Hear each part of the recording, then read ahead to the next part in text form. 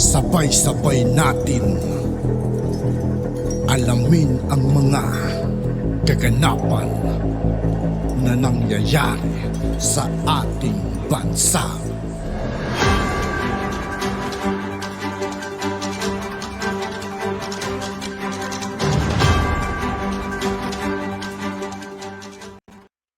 Yo, what's up mga kaibigan? This is I2K po again. Ngayon nandito ulit tayo sa channel ni Banat PH Update TV. Dito ulit tayo magbibigay ng komento at reaksyon. Kaya samahan nyo ko guys. Let's go! Ito ang balita ngayon. Viral ngayon sa mundo ng social media. Good news! Senator Rapi Tulfo umaksyon na. Pahirap na K-12 ni Noynoy Aquino. Bubuwagin na. Senator Tulfo at Vice President Sara Duterte Carpio magsasanib puwersa na. Pero bago ang lahat mga Sa lahat ng hindi pa nakasubscribe mga kaibigan kay Banat PH Update TV, mag-subscribe na po tayo at huwag nyo rin pong kalimutan mag-subscribe dito sa aking channel. chika, kung hindi ka pa nakasubscribe sa channel na ito, huwag mo nang patagalin yan. I-subscribe mo na yan. At huwag mo rin kalimutang i-click ang notification bell para updated ka sa lahat ng bagong video na i-upload namin. At yun na nga mga kachika, gawa-gawa ng batas, hindi naman alam kung paano tumingin ng patas. Ito ang naging salita at pagbibitiw ng statement ni Senator Rapi Tulfo sa kanyang programa, kung saan pinatatamaan ng mga nagpasa noon ng K-12 program na di umano'y nagpahirap lamang sa maraming mga magulang at kabataan na obligadong dumaan sa senior high school. Walang pagdadalawang isip na sinang-ayunan ng well-known senator ang naging panukala at revision ni Vice President Inday Sara Duterte Carpio na siyang nanungkulan rin ng DepEd Secretary na buwagin na ang K-12 program at magkaroon ng panibagong alternatibong o military service para sa mga kabataan na siyang dedepensa sa bayan. Ayon sa kanya, makatwiran at makatao ang ginawa ni Vice President Inday Sara Duterte Carpio na desisyonan ang pagbuwag nito sa K-12 program dahil ayon mismo kay Senator Rapi Tulfo, hindi pinag-isipan ng mabuti at pabara-bara ang naging desisyon ng mga nagpirmahan sa nasabing K-12 program ng panahon ni former President Noynoy Aquino na tila hindi nakita ang magiging problema sa mga susunod na henerasyon at mas nagpahirap lamang sa sitwasyon ng marami sa ating mga kababayan.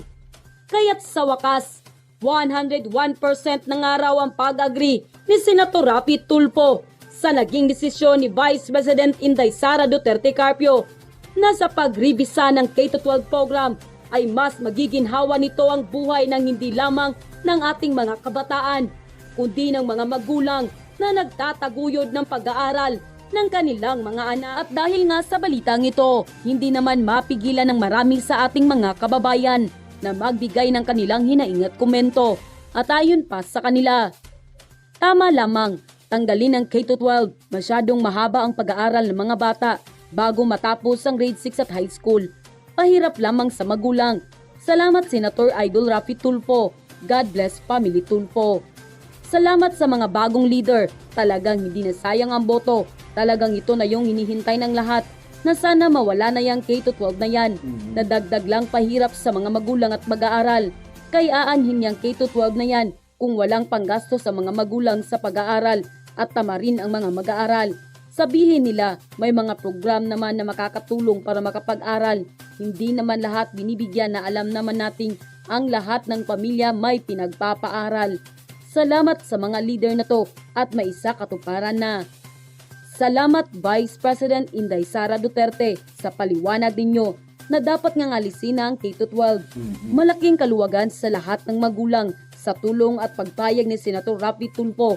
Maraming salamat po at matutupad na po na mawala yung K-12. God bless po lahat. Tama po kayo Senator Tulfo. Dagdag pahirap po talaga sa mga magulang yung K-12. Sobrang hirap na po ng buhay. Marami na pong di nakakapag-aral dahil sa hirap ng buhay. Tapos, dagdag pa ang K-12. Mabuhay po kayo, Senator Tulfo. Dapat lang po nabuwagin na yan. God bless po. End quote. Ating pong pag-usapan ngayon na unahin ko lang itong, akala ko kasi dati parang kakaunti or baka nakakalimutan lang, ay mukhang totoo pala. Yung palang 1,000 pesos na pensyon ng mga membro ng SSS, Social Security System, until now hindi pa rin naibibigay. Ano kayang nangyari dyan? Ay matagal na po yung inaasahan ng mga senior citizen. Okay? At isa ho sa mga dapat pa rin silipin dyan, kung saan ba napupunta yung pera ng SSS. Alam ba ninyo na dati pang issue ito pero hanggang ngayon hindi naman pala nababago? Yung napakaraming mga opisyalis ng Social Security System ang pinapasweldo. Ang daming Vice President, ang daming mga opisyal na naglalakihan ng sweldo na di umano nasa mga 300,000 hanggang 1 million or 300,000 hanggang 500,000 ang kinikita ng mga top official dyan. Ay sa dami po ng mga pinapasweldo. Hindi ko alam kung bakit napakarami nilang opisyal. Kung tutuusin, yung papapatakbo naman ng budget ng SSS, hindi naman kailangan ng maraming opisyal din. Dahil business yan. Di ba? Pero bakit kaya? Baka yan ang dahilan kung bakit kaya hindi na ibibigay ang another 1,000 na matagal lang na ipangako nung nakarang administration pa. Yung 2,000 yan eh. 1,000 lang na ibibigay, yung 1,000 hanggang ngayon hindi pa ho na ipagkakaloob. Sana masilip ng Kongreso at Senado itong malaking mga sweldo ng mga top official ng SSS at malaman din kung saan napupunta ang pera ng mga pensyonado. Okay? Sana po huwag nilang kalimutan yan. Sunod na ating pag-usapan ay ito palang issue ng charter change na ang sinasabi nga na topic na dapat baguhin ay economic provision ng 1987 Constitution. Hindi pala lahat ng mga negosyante ay pabor dyan. Malamig pala ang dating sa samahan ng mga kababaihang negosyante at saka yung identify na Makati Business Club tungkol dyan sa Chacha. Parang pumabor silang manatili na lang o hindi daw dapat priority itong Chacha. So ayan itong galaw ng ating Senado at Kongreso na parang hindi pa sila nagkakasundo. Yung isa gusto kon-kon, yung kabila naman ang gusto kon-as. Tapos ang sabi ng mga kongresista ay economic provision lang ang dapat pag-usapan. Ito namang Senado, especially si Senador Padilla na siyang chairman ng Committee on Constitutional Amendment, gusto niya kon-as, hindi kon-kon. At ang gusto niya, hindi lang economic provision, pati political issue ay galawin. So masalimuot talaga ito. Ano ba ang dapat gawin dyan? Anong tingin po ninyo? Di kaya ito ay isyong napupolitika lang? Yung mga negosyante baka identify sa nakaraang mga administration. Yung namang ibang negosyante na pumapabor dito, identify sa kasalukuyang pamahalaan. Naku, wala akong mangyayari pagka ganun. Dapat ang pagbabago ng saligang batas ay makatao. Walang kampihan. Walang personalan. Dapat ay para sa bayan. Kaya nga po yung akin pong sinasabi ng araw pa at uulitin ko. Dapat magkaroon ng plebisito. Tanungin ang taong bayan, yes or no. Ang tanong, pabor ba kayo na baguhin ang saligang batas? Yes or no. Pag sabi niya yes, o di baguhin natin. Pag sabi no, huwag natin galawin. Pag ang tinanong natin ay politiko at negosyante, personal interest po nang inibabaw eh. Kaya mahalaga para sa akin, tanungin ang taong bayan kung panahon na at ano ang dapat baguhin sa 1987 Constitution. Kasi sa ngayon, nanginibabaw pa rin ang kampihan na galaw. Kung pabor o hindi. Kung pabor sila sa Chacha, alamin mo kung bakit, may pinanghuhugutan. Pagka sila naman ay ayaw na baguhin ang saligang batas, silipin mo kung anong background, sila pala ay kaalyado ng mga dating gumawa ng batas na ito at dating nakinabang sa batas na yan. Pero dahil 1987, masyadong matagal na nga pong batas ito. Kaya nga mahalaga ang boses ng tao, mamamayang Pilipino, sa magitan ng plebisito, tanungin, konsultahin ang taong bayan. Okay? Sunod na ating pag-usapan, actually, mga 2 linggo ko na yata itong napanood din, naalala ko lang. Kasi ngayon parang pinag-uusapan sa abroad na, naku, hindi naman ako nagagantay. Okay, magagalit ako, personal kong observation ito. Yung bang pelikulang Martyr or Murderer? Sa tingin ko, aking personal observation, ang layo sa katotohanan. Kaya pala nilalangaw ang sinihan. Kasi nung manood ako 2 weeks ago, binagbigay ko sa akin ng ticket. Kung bibili naman ako ng ticket niya, hindi naman talaga ako manonood eh.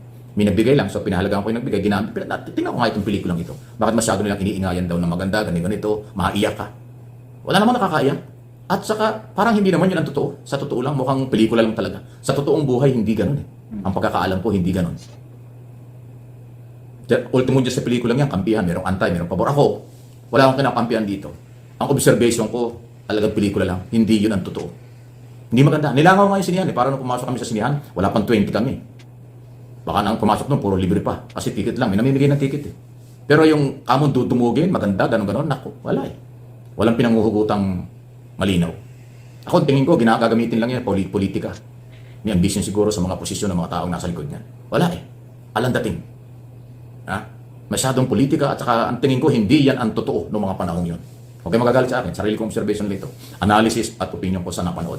Hindi ako nagagandahan at katunayan ng manood kami ay wala pang 20 ang tao sa loob. Ang lamig nga kasi ang lakas ng aircon, wala naman tao nanonood. Nilangaw. Eh ngayon, pinag-uusapan daw ito sa abroad kung ano, bahala na kayo. Ako ang tingin ko, ala, walang dating sa akin ang pelikulang yan. Martyr or martyrer? Okay, pwede kayo mag-comment react. Ito na yung panghuli na ating pag-usapan. Kinukoy na po ni Secretary Rimulya ang tawag niya Director, Producer at Executive Director kung sa pelikula daw. Kung sa pelikula niya, halimbawa. Yung Marvin Miranda na nahuli na at nasa kamay na ng NBI, ang sinasabing Director at Producer, nagplano, nagutos, nag-recruit. Pero yung daw Executive Producer na tinatawag niya, si Tevez. Grabe. So yung Tevez daw yung Executive Producer. Itong Marvin Miranda ay Director, Producer lang. Sabihin, silang dalawa ang merong kinalaman sa Digamo Massacre. Massacre daw yan kasi daming nawalang buhay sa bahay. Yun ang lumalabas sa paliwanag ni Rimulya ngayong araw na ito. Na inaabangan natin kasi ngayong araw na ito ng Monday talaga, sabi niya ilalabas. Ay na nga ho, kinumpirm niya. Marvin Miranda, yung nahuli nilang marami raw nalalaman at may kinalaman. Military reservist pala ito. Wow. Di ba pag ikaw ay director o producer, ang laki ng iyong pananagutan at responsibilidad kung pelikula lang yan. Pero dahil totoong buhay, diyan laki rin ng pananagutan. Pero ang producer o director, meron pa dyan executive producer. At yun nga daw ang executive producer, pinaka-mastermind, si Tevez. Wow, ano po inyong masasabi yan? Pwede kayo mag-comment react. Galing kay Justice Secretary Rimulya yan. Yung inaabangan natin pangalan lumabas na at idinidiin niya ang dalawang pangalan tungkol sa Digamo. At yun na nga mga kachika. At yun nga po mga kaibigan, dito po nagtatapos ang ating reaction video. Muli, ako po si I2K ng Sundalo ng Tunggalo at 811. Maraming salamat sa patuloy na pagsuporta. Yeah, peace out.